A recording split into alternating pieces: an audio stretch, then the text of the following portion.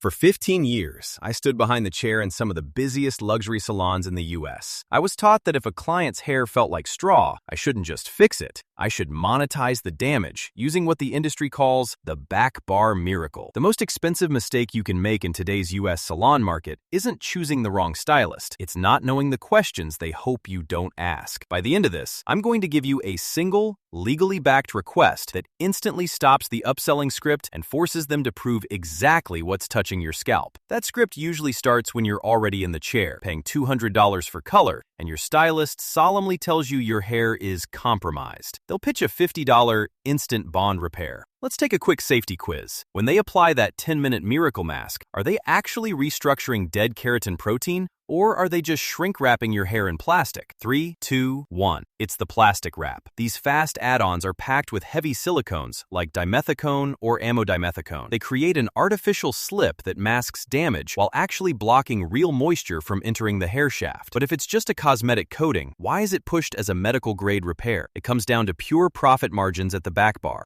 That $50 treatment often uses just half an ounce of product that costs the salon roughly $1.50. It radically spikes your average ticket without adding a single minute to the service time. If you've ever felt pressured into a wet hair add-on right at the shampoo bowl, drop the word upcharge in the comments. If you drop that comment, you already know the sting. But let me ask you this. Why is your sweet, normally low-pressure stylist suddenly aggressively pushing a $40 gloss or an instant repair mask today? 3, 2, 1. It is not because your hair desperately needs it. It's because of software. In modern 2026 US salons, stylists don't just clock in and cut hair. They operate under strict, algorithm-driven tiers known as the level system. Salon management programs like Mevo or Forest track every single client, calculating exactly what's called a stylist's product-to-service ratio and their average ticket. Here is the brutal truth. A stylist cannot move from a level 2 to a level 3, which is the only way they get a raise on their base haircut price, unless their treatment attachment rate stays above a rigid 15 to 20% threshold. It's like a Wall Street sales quota masquerading as a self-care recommendation.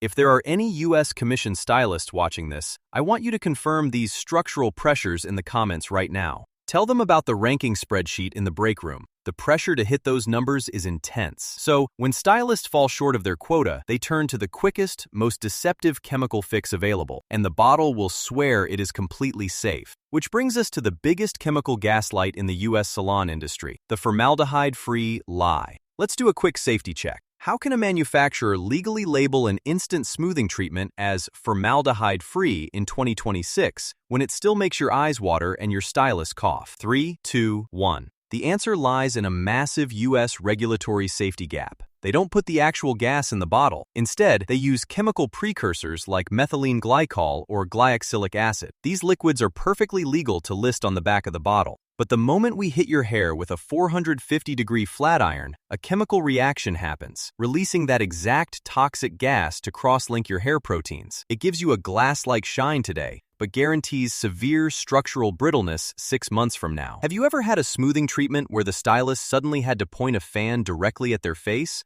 Or started coughing when they picked up the blow dryer? Comment the word fan down below if you've seen this specific red flag. They are selling you a chemical illusion. But what really destroys your hair isn't just the hidden gas. It's the extreme, violent heat required to force that reaction before you leave the chair. In the industry, we call this the chair turnover tactic. To make these smoothing treatments look instant, the manual dictates we set the flat iron to a blistering 450 degrees to seal the product. Let's test your protective intelligence. Is that high heat for your hair's benefit or for our internal efficiency? 3, 2, 1. It is pure internal efficiency. At 450 degrees, the keratin proteins in human hair permanently degrade. Worse, if your hair has any lingering internal moisture, that extreme heat literally boils the water trapped inside the shaft. We call it bubble hair. The physical structure of your hair shatters from the inside out, but it gets you out of the chair 20 minutes faster, freeing up my station for the next client.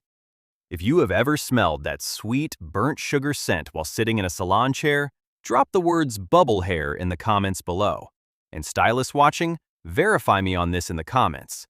Tell them how heavily chair turnover is pushed by management. So, how do you protect yourself when a stylist starts pushing an instant repair or smoothing add-on that requires heat? Here is your MSDS demand.